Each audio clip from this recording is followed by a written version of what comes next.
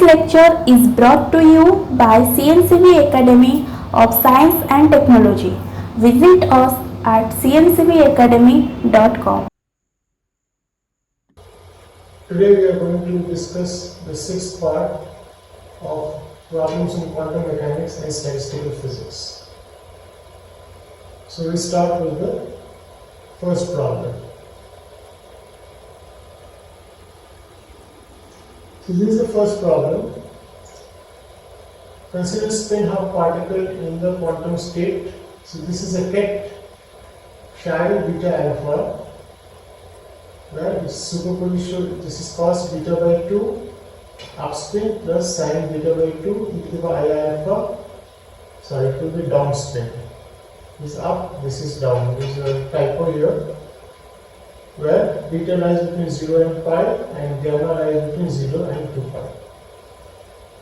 For which values of delta and gamma, so another ket is defined, psi. Now the parameters are different here. Here it is beta alpha, here it is gamma, delta gamma.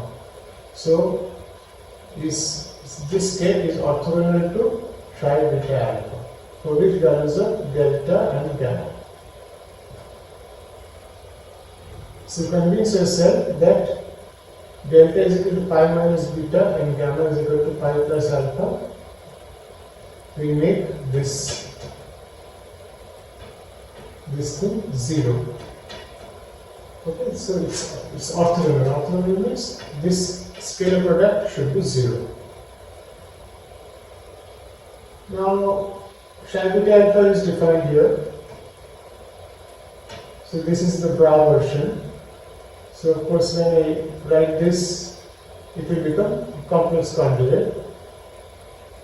So here e to the I alpha will become e to the minus alpha. And remember, this is up and then this is down. There is a mistake here, this is down. Similarly, I can write the ket for here. So instead of beta, I write delta, and instead of gamma, instead of alpha, I write gamma. So this scalar product is very easy to do. Just take into account that up and down spins are orthogonal to each other. So you get this. And once you get this, it's very easy to convince yourself that we should make this ket orthogonal to this. That is, this one will be 0.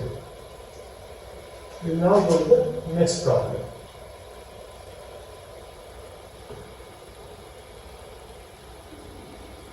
So this is the next problem.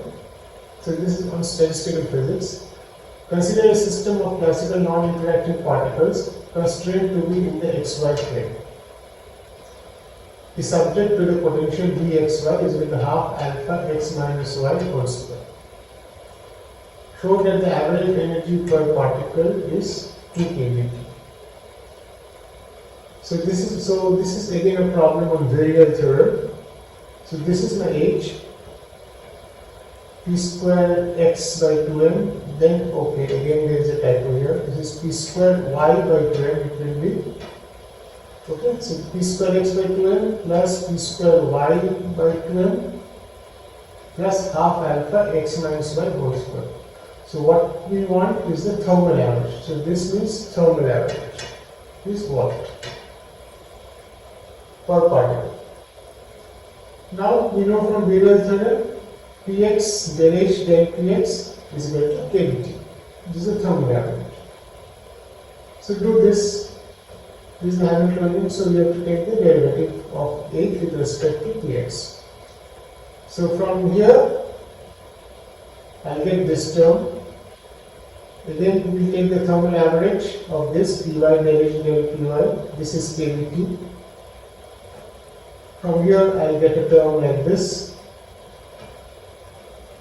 And then x del h del x is equal to kVt and y del h del y is equal to kVt. So from these two, I will get a term like this. Right? Check yourself. And then you have to add. And when once you add, we should get 2 kVt. So it's not difficult. Just do this and it will become clear. So from here you get this, from here you get this divided by twice n, and from these two combined you will get a term like this, and hence you will get your answer. We now go to the next problem.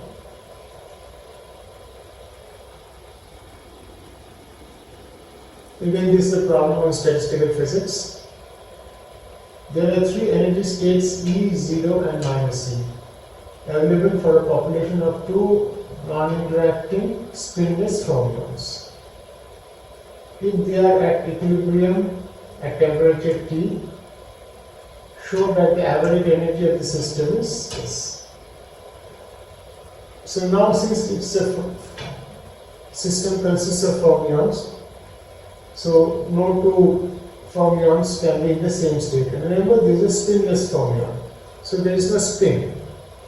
So in one state only one fermion is there. So if you consider that, there can be only the total energy of the system can either be E, 0 and minus E. 2IC or minus 2IC is ruled out because it consists of fermions. Convince yourself, and once you know this, then the average energy is summation S Es e to the minus beta s divided by the partition function, and this sum S means I am summing over all possible configurations, right? And that is how you will reach the answer. And remember, these are identical particles, fermions, so permutations between them don't count. So this is easy. From here you can get this one quite easily. We'll go to the next problem.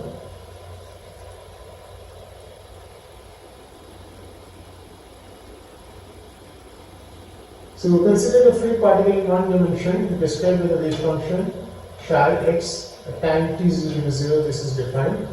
A exponential ipx by h bar plus b exponential minus ipx by h bar. Show that the probability current density corresponding to psi is a modulus square minus b modulus square. That is, a and b can be complex numbers. So the probability current density is proportional to this. This is not difficult to do. So remember, probability current in quantum mechanics is given by h bar by m, imaginary part of psi star del psi del x. Right? So psi is given here. So just you have to evaluate this and you will get the answer. We will go to the next problem.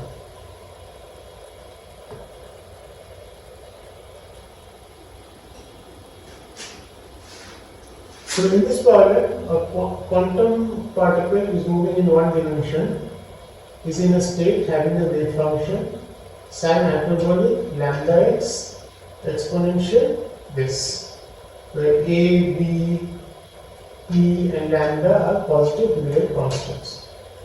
Show that the average value of the momentum in this state is p. So this p is identified with this p. And you know how to calculate average. So this is a normalized wave function, remember?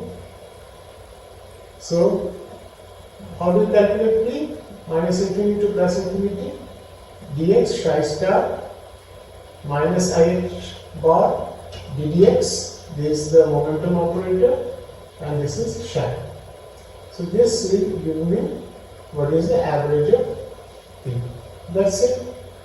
So in order to evaluate this, so you have to differentiate this psi, and remember I used the notation here. So when you differentiate sin hyperbolic lambda x, what do you get? You get lambda times cos hyperbolic lambda x. This you should remember. And I have used the notation z is equal to e to the power minus ex, ax to the power 4 plus bx. So when you are differentiating, you will get, from here you will get two terms, right? So you are going to get two terms. So what we'll have, so when you evaluate, you will see you have to evaluate lambda minus infinity plus infinity, sine hyperbolic lambda x, cos hyperbolic lambda x, z square dx. Okay? And you will get a term like this, and you will get also a term like this. What you have to show that this term is minus of this term. This is what you have to show. And once you show this evaluation becomes very easy. And also remember, you have to use the fact that psi star psi dx is equal to 1. So these two things you should remember, and then you can easily get this value. So how from here, this is very easy to see. So from here you can get this one. How? You just integrate by parts. So this is my second function which I am going to integrate, and this is my first function which I am going to differentiate. Okay. So when I integrate by parts, I will get two terms. The first term will vanish because at this limit minus infinity and plus infinity, the first term will vanish. That you can check yourself. Only the second term will survive, and the second term will be negative of this one. So you can see, if I take a derivative of this, I get twice sine hyperbolic lambda x cos hyperbolic lambda x, right? And this you can easily see, if this is z, if this is my second function, then if you integrate this, I will get z square. You look at this, and then you can see you will get z square. So you can easily check that this minus of this integrate is this. And once you are convinced, then this thing becomes very simplified. Okay? And this thing has to be used. We go to the next part, next question.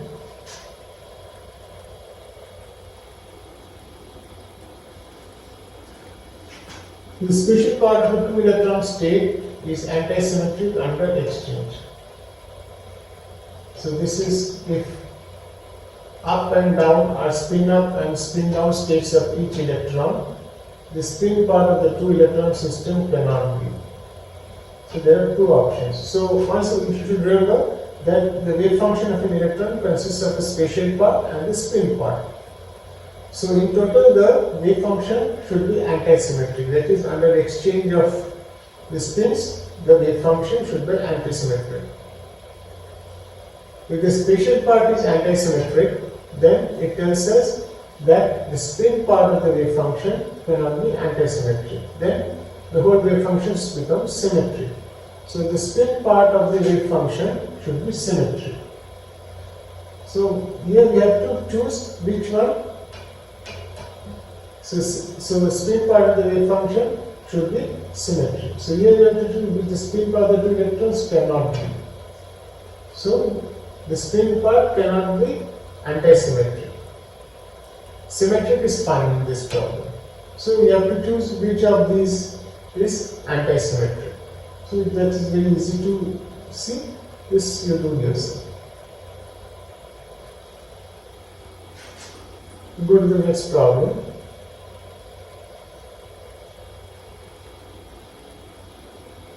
So this is again in classical statistical physics. A gas is at equilibrium at temperature T. Show using the kinetic theory of gases that this quantity V vector modulus average, thermal average square divided by Vx modulus average square plus Vy modulus average square plus Vz modulus average square is 4 by 3. So the starting point is the Maxwell-Boltzmann distribution. So this is the Maxwell-Boltzmann distribution. It is using the probability that a particle in thermal equilibrium at temperature T, there is a velocity between Vx and Vx plus dVx, Vy and Vy plus dVy, and Vz plus Vz plus dVz. So this is the probability that this is the probability for the particle to have velocity in that window. Now, here we have considered velocity, but v square x plus v square plus v square z is v square, that is speed square. So here v vector modulus means speed, right?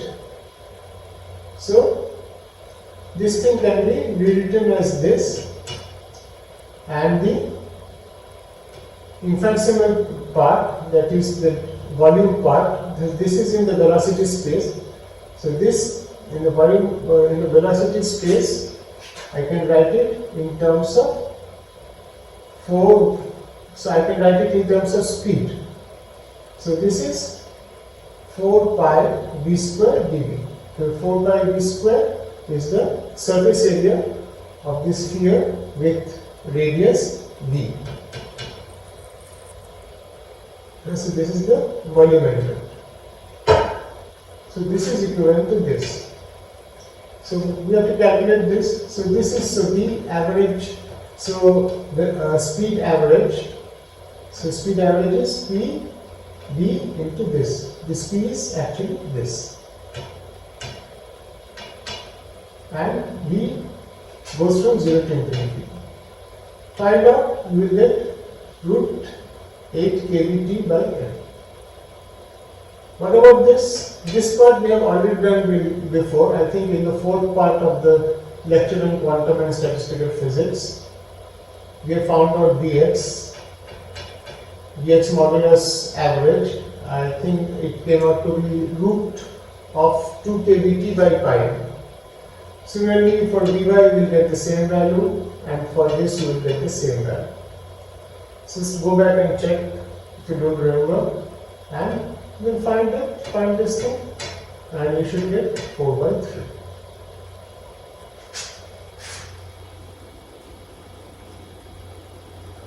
We go to the next problem.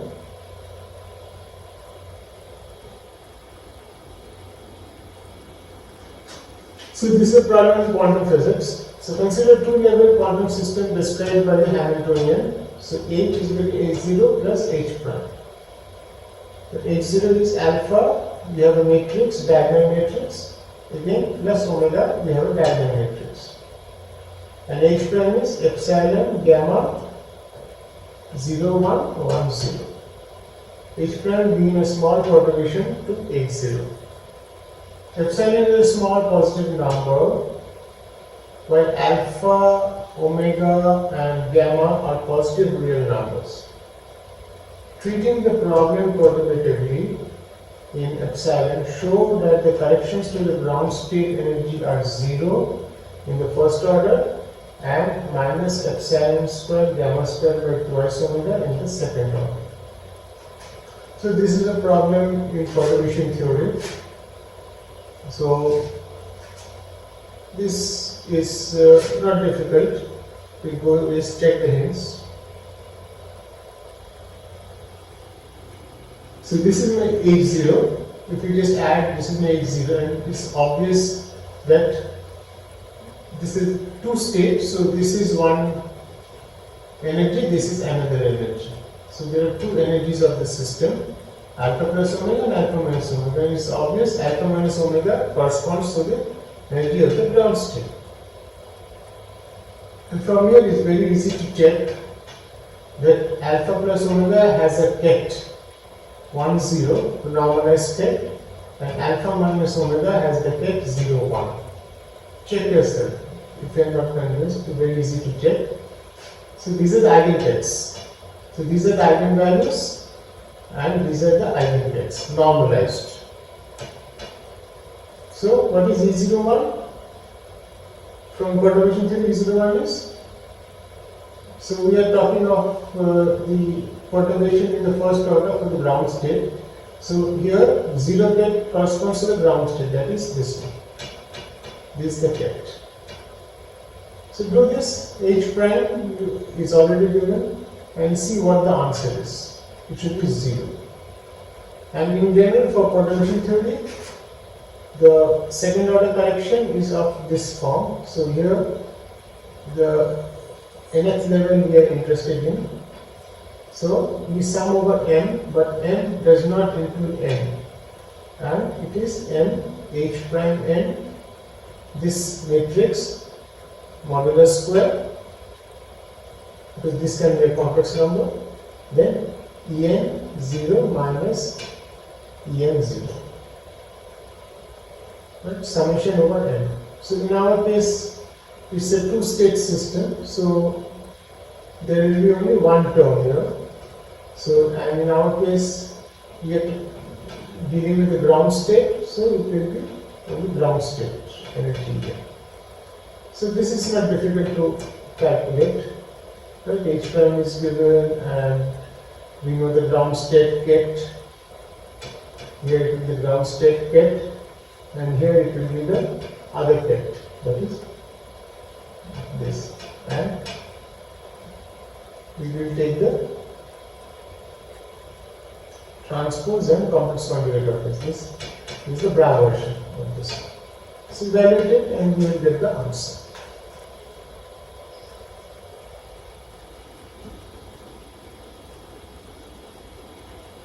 We go to the next problem. Consider a quantum particle incident from the left on a step potential V0 theta s. This is a step function. So on the left hand side we have 0 step function, and on the right hand side this function is 1. Right hand side of 0, x is equal to 0, this function is 1, and on the left hand side this function is 0. So it is incident with energy E greater than V0.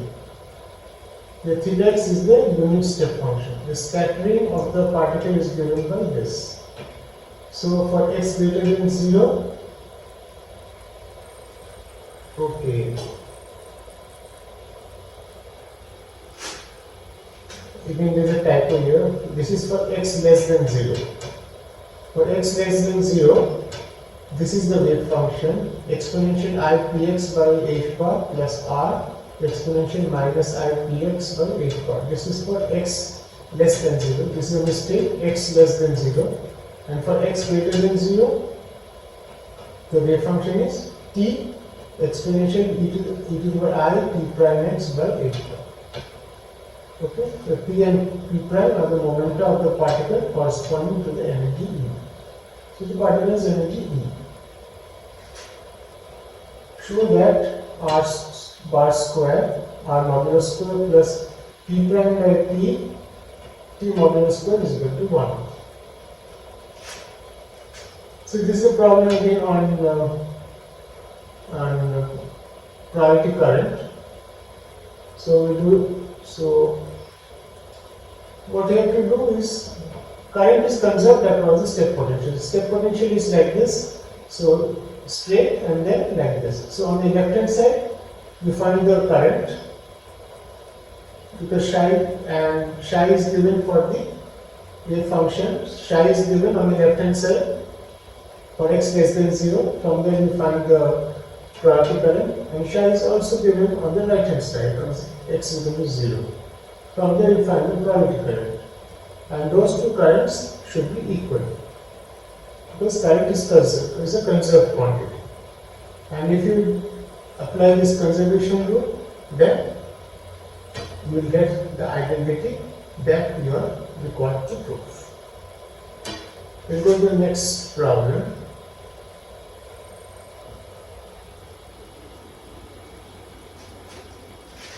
So consider the spin one system whose, so this is an operator Sz. The spin operator in the z direction eigenstates are given by -1 ket, 0 ket and +1 ket, corresponding to the eigenvalues -h bar, 0 and h bar. The normalized general state psi is given by, this is a normalized state, so superposition of -1 ket, 0 ket and +1 ket. and these are the coefficients. And this condition is given, the state is such that this scalar function, this matrix element or this scalar product is 0. C is a complex number, so these are complex numbers. We have to show this identity. So there is nothing much to there, just you apply this Sz to psi. Okay, so Sz is already given what are the eigenvalues. So if Sz acts on this, you will get minus h bar times minus 1 k.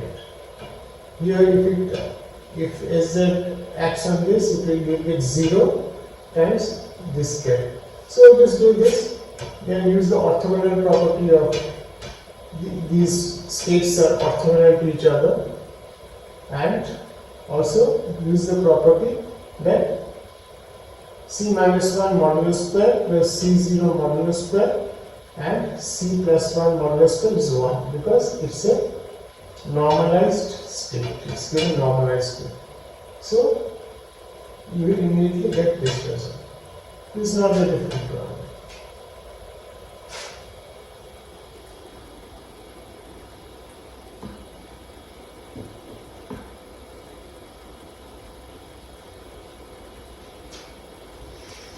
We now go to the next problem. So consider a particle subjected to the symmetric one-dimensional infinite square wave potential. So the particle is an infinite square symmetric. So Vx is 0 if modulus x is less than L by 2, and infinity if modulus x is L by 2. Remember, it's a symmetric potential wave centered at x is equal to 0. So consider time evolution of psi xt. So this is psi at time t is equal to 0, 1 by root 2 phi naught x plus phi 1 x. The phi naught and phi 1 being the energy eigenfunctions corresponding to the ground state and the first excited state respectively. If tau is the smallest time at which the probability of finding the particle in either half is the same, then you have to show this identity. Tau times h divided by mn square is 2/3. So what is interesting? We are interested in the probability of finding the particle in each half. So to the left of x0 and to the right of x0, it should be half in both the sections. That is what we are interested in. So we have to find a time, smallest time for which it will happen, where it will be half on. Probability of finding it to the left of x0 is half. Probability of finding it to the right of x0 is half. So this is also not a good problem. So for all this, these are the energy eigenfunctions of this particle in a box, which is placed symmetrically about x equal to 0. So phi mx is root 2 by L sin n pi x plus L by 2 divided by L, where n is equal to 1 corresponds to the ground state and n is equal to 2 corresponds to the first excited state. So the evolution of psi xt is given by this phi 0 exponential minus e0 t by h bar plus phi 1 exponential minus I e1 t by h bar. From here you can easily calculate psi modulus square, and if you calculate, so we are now interested in the probability density. So you calculate psi bar square and you will check, do this. So that means psi modulus square means psi star into psi. And if you do it, you will get this answer, half phi 0 square plus phi 1 square plus twice phi 0 phi 1 cos e1 minus e0 by h bar t. The E1 is the energy corresponding to phi 1 and E0 is the energy corresponding to phi 0. Okay, so here phi 0 means n is equal to 1. Okay, and E1 means correspond here n will be 2. So you should not get confused. Now what we are interested in this? Minus L by 2 to 0, psi bar square dx is half. So if you do this integral, from this part, if you remember how the wave function of, so phi naught square, if you remember, phi naught square is symmetric about x is equal to 0. Right? So from here, I will get half. Right? So for this wave function phi naught within the ground state, the probability of finding the particle to the left hand side is half, probability of finding the particle on the right hand side is half. Right? So on the left hand side it is half. This we can say without calculation. Similarly, phi 1 square, the phi 1 is anti-symmetric, but phi 1 square is symmetric about x equal to 0. Here also, probability of finding the particle to the left is half, probability of finding the particle to the right is half. So from this, if you do this integral, from here I will get half, from here I will get half. So half plus half is 1, so I will get half from this part. So what will make it change from half is this part. Okay, this is the part that will make this thing valid. That will take it away from half. Either it will be more than half or less than half. That is, when this contribution is 0, I will get half. Now you can check for t is equal to 0. T is equal to 0, you get 2 phi 0 phi 1. You can do the calculation and you will see for t is equal to 0, this term contributes. Okay, so this term will not contribute when this is the smallest. So for smallest time tau, this term, this will be this whole thing E1 minus E0 into t by or tau by h bar should be pi by 2. When this is pi by 2, this one becomes 0 and then this integral is exactly half. So you know what the tau will be from this. This should be pi by 2. Once you find tau, you know E1, you know E0. You can find that tau. Once you find that tau, you can prove the identity that you have been asked to prove. So we go to the next problem.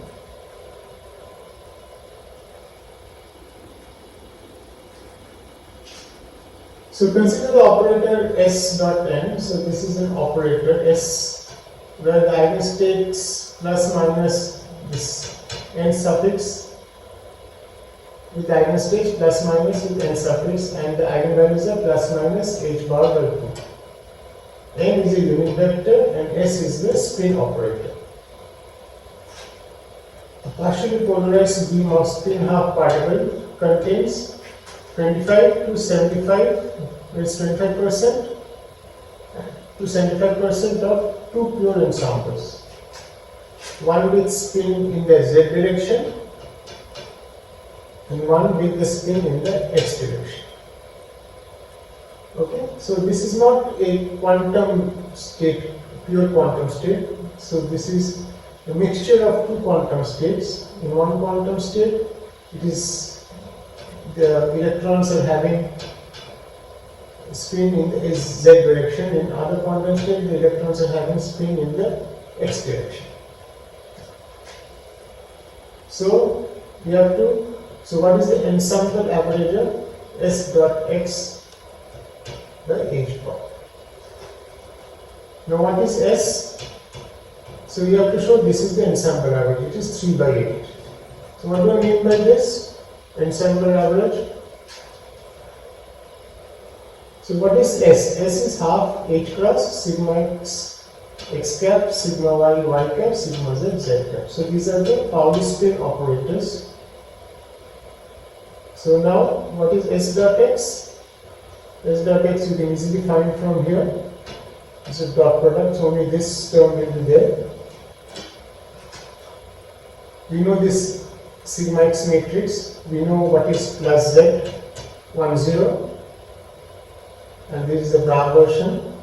So you can easily calculate what is this average. Okay, and from here S dot x is nothing but the spin operated in the x direction, S suffix x. So if the spin operated in x direction acts on this ket, what do we get? Of course we will get plus h bar by 2. So this also you can very easily calculate. So we can calculate this and this. So these are quantum average. So these are quantum averages. But this state occurs with the probability 1/4 plus z plus z, and this state occurs with the probability 3/4. So the net average that you have been asked to calculate is, of course, 1/4 times this average plus 3/4 times this average, and you will get the answer. So there is nothing much here. Yeah. So I think it's clear. So this is a problem of a state which is not in a pure quantum state. It's a mixture of two quantum states. That you should remember. We go to the next problem.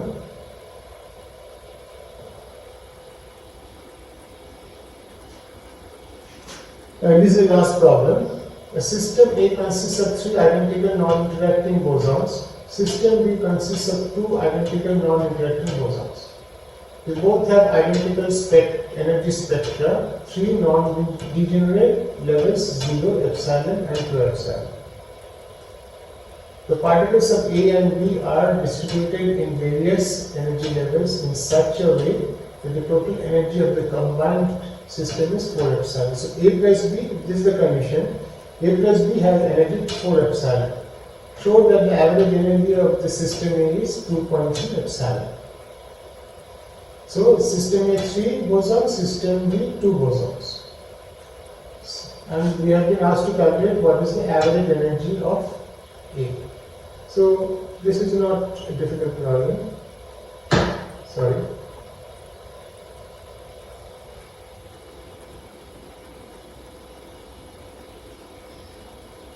So how many ways? So this is system A, this is system B. So system A can have 0 energy and system B can have 4 epsilon energy. System A can have 4 epsilon energy, system B can have 0 energy. And this can have, system A can have epsilon energy and this can have 3 epsilon, or it can just flip 3 epsilon epsilon, or system A has 2 epsilon and system B has 2 epsilon. So in how many ways can we do this? The system A has 0 energy, that is all the 3 particles are in the state 0. So this can only be done in one way. And for system B, both the particles have to be in the state 2 epsilon. This can only be done in one way. So 1 into 1 is 2.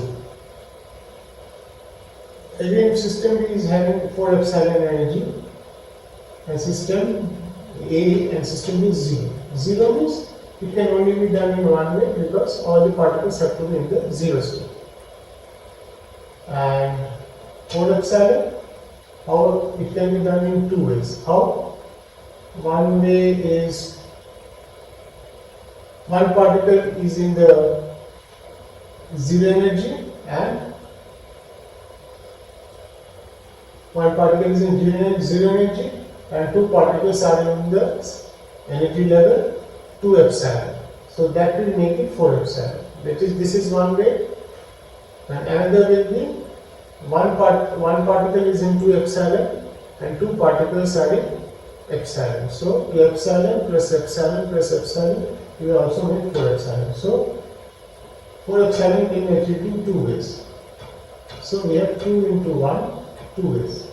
So similarly, in how many ways can this be done? Epsilon, 3 epsilon. Do it yourself.